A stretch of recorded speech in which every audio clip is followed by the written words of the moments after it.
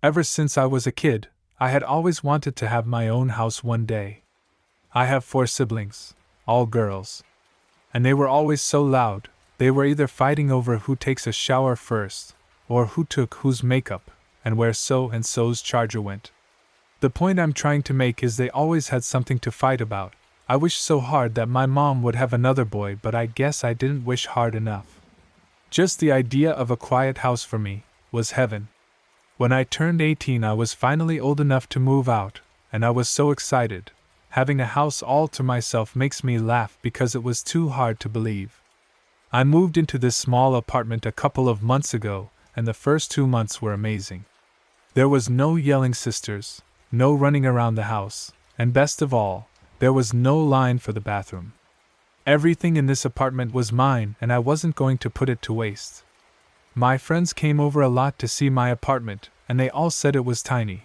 But I didn't care. It was my house and it was big enough for me. Everything was going so well, until 3 months ago. I don't know why or how, but I've been hearing things coming from around my apartment, whether it's things shifting around or just tiny things being out of place. My things were never in the place I left them last. I tried setting it aside, telling myself that I probably moved that myself and just forgot. Or, I've always had a bad memory, so I most likely moved that. I always tried to convince myself that it was me moving the things. But it got so bad that I couldn't blame myself anymore. One night while I was about to go to bed, I heard a noise coming from my living room. I quickly got up to look but didn't see anything. I shook my head and went back to my room, making sure I shut the door behind me, and laid back down.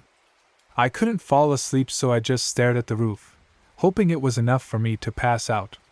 After looking at the roof for a good 30 minutes, I finally passed out. I got up in the morning with the biggest migraine. I went onto my phone to send my daily "good morning" text, and that's when I saw it. When I opened my phone, I was on the Photos app. I don't remember coming on here, I said to myself. I go through my gallery, and there I see a photo I don't remember taking. There was a picture of me sleeping. I live alone. I know I live alone. So why is there a photo of me sleeping? I jump out of bed and scan my room just to find no one in sight. I call my mom and quickly tell her what I just saw. She got into her car as quick as she could and drove to my apartment. I packed all I needed and got in the car and drove back to her house. I was not going to take my chances and stay in that house any longer. There could have been someone in my house, and who knows what they could have done to me. We finally arrived to my childhood home, and I went inside to unpack. When I was in the car with my mom, I had already called the police and filled them in on the situation. Later that day, I got a call from the police station. I was told to come down, and so I did. When I got there, I saw a man in handcuffs glaring at me. I turned to go to the front desk. "I was called down here," I said to the lady at the desk. "Yes, we wanted to tell you that we found the person whom was in your house." I was shocked. After hearing all of those things moving in my house, I needed to see who it was that was coming into my apartment every night. She walked me over to the man. "This man right here," she says. I look at him. "This is the man who has been coming into my apartment every night." I stare at him. "More like living," she sighs. "We found him in your walls. There was a little door that we almost didn't catch, and there we found him, sleeping." I could not believe what I was hearing. The man in front of me was living with me, and I didn't even know. "How long has he been there?" I say to the lady. "About 6 months." I was speechless. I'd been living in there for almost 5 months. That means that there has been a man living with me this whole time. I didn't want to hear any more, so I leave the police station and go back to my mom's house. Ever since that day, I have never wanted to live by myself ever again.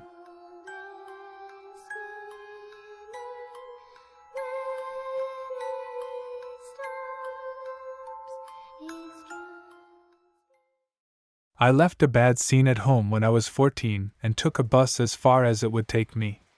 After my meager funds ran out, I started looking for work and found some as a ranch hand. I'm sure they didn't believe I was of age, but they barely paid shit, and no one asked any questions. I took a few jobs like that over the next few years. and I saw plenty of human darkness I'd rather not share, but there is one story I'm willing to tell about the Wheeler Ranch down in Arizona. It's no longer there, of course. The Wheeler was an odd case back in the day. It had a mixed reputation. The pay was good, but the rules were strict, and you'd get kicked out for even the most minor violation. A lot of guys like me, traveling guys, ended up there at some point, but most didn't last more than a few weeks. A lot of the rules were pretty standard, of course. No drinking.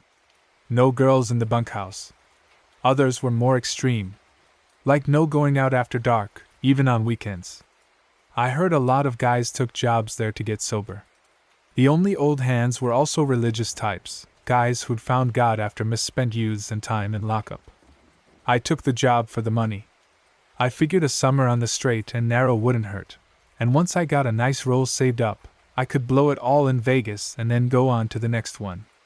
I guess, stupidly, I also figured all of the rumors about how strict it was were overblown. I was dead wrong. On my first day there, Doug Wheeler, the bunkhouse manager who also happened to be the owner's nephew, cussed me out and docked me half a day's pay just for leaving a window open after dark. Of course, a few hours later I found out why. In the middle of the night, I woke up to a terrible sound coming from the nearby feed lot.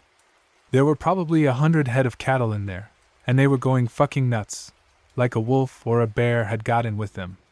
I threw on my jeans and ran for the door, but one of the other hands waved me off. "They'll be fine," he said. "Go back to bed.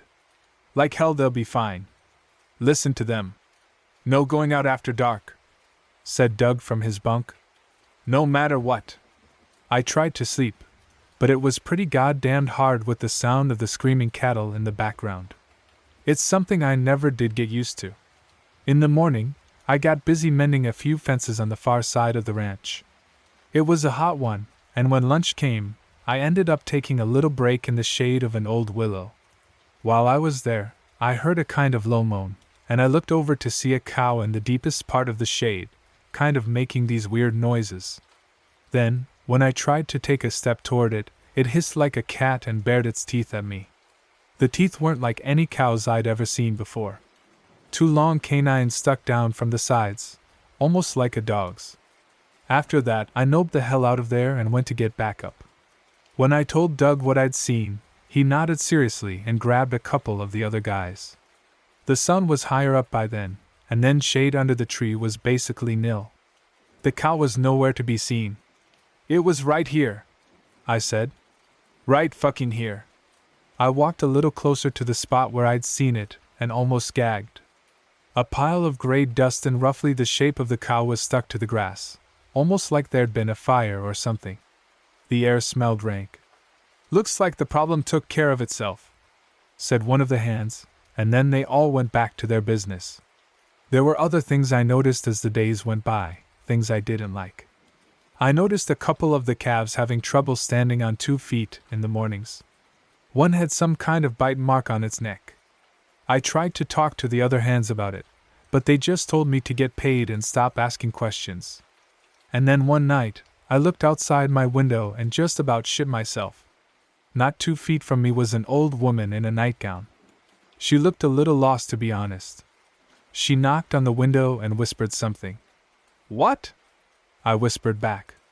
"Can I come in?" she said, and then she tried to flash what was probably supposed to be a sweet smile.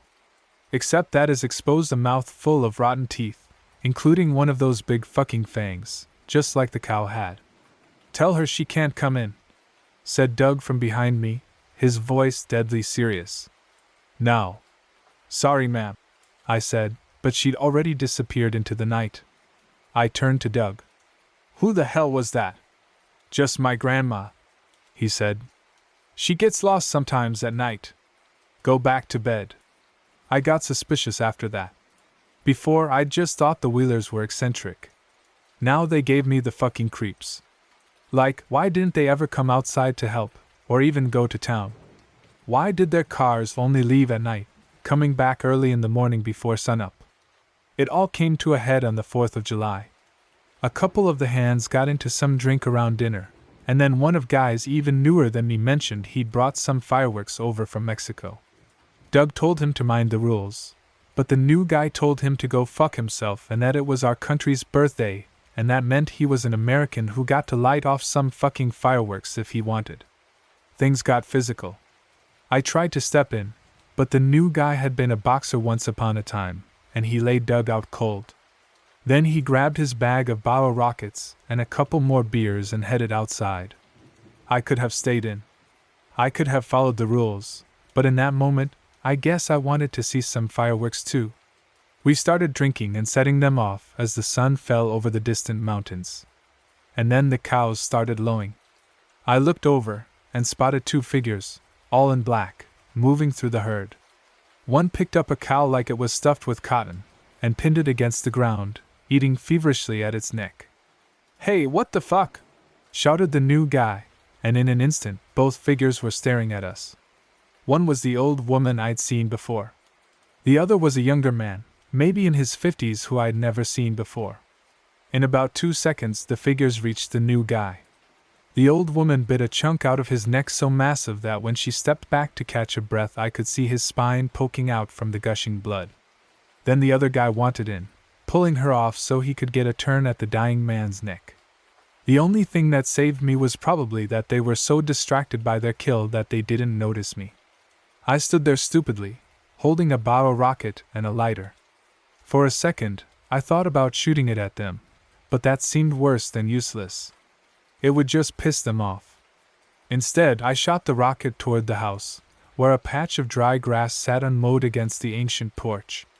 It all went up instantly, the fire practically exploding through the dry grass, up the old dry wood. Now, the cows were starting to panic, knocking at the flimsy wall surrounding the pen. By the time the rest of the house started to catch fire, a full-on stampede was on, with the cows charging off into the night. As for me, I ran too. Sprinted for probably 2 miles until I got to another house and begged them to let me inside. They did without asking too many questions. They had some idea who their neighbors were. I can't say I regret doing what I did. We're supposed to take care of animals, after all. Even says so in the Bible. Give me 100 matches, and I'd burn that place to the ground 100 times. That said, I've seen plenty of places whose owners weren't much better than the Wheelers, even if they weren't literal monsters.